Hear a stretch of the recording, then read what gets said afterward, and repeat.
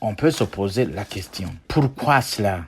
Nous trouvons la réponse dans cet article écrit par Monsieur Ruffikiri Gervais, ancien président du Sénat et ancien deuxième vice-président de la République. Et il a produit un document en 2016 qui était intitulé « Échec de la transformation du CNDD-FDD du mouvement rebelle en parti politique au Burundi, une question d'équilibre entre le changement et la continuité ». Alors pour Gervais Ruffikiri, la torture et autres traitements inhumains ont été également commis dans une sorte de trou fusilier. Pour lui, il est décrit comme ce que l'on appelait en Kirundi Ihandagi, creusé dans la terre et puis presque entièrement colmaté, insuffisamment aéré et souvent humide. Les prisonniers étaient soumis à un régime allant jusqu'à 50 coups de fouet 3 fois par jour pendant des semaines ou des mois. Pire encore, de nombreux combattants ont souffert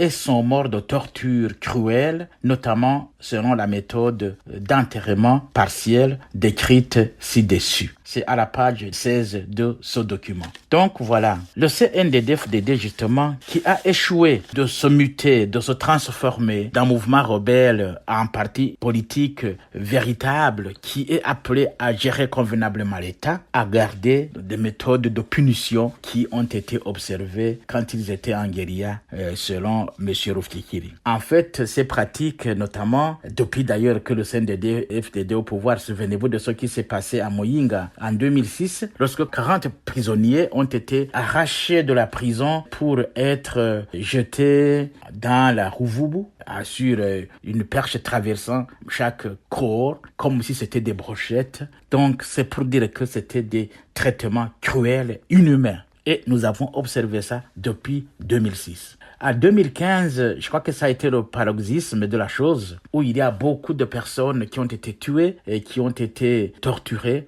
Mais avant ça, souvenez-vous de ce qui a été fait pour l'ancien vice-président de la République, Alphonse Marie Kadege. Ce sont les services de renseignement qui continuent à faire cette salle besogne, mais c'est fait par qui? Certainement pas des spécialistes qui le faisaient quand ils étaient en guérilla. Je crois que c'est plutôt ça. Et pour endiguer cela, il faut une nouvelle vision, une vision humaine où une société doit être gérée par la loi. Ce sont les Burundais eux-mêmes qui doivent dire non, moi y compris.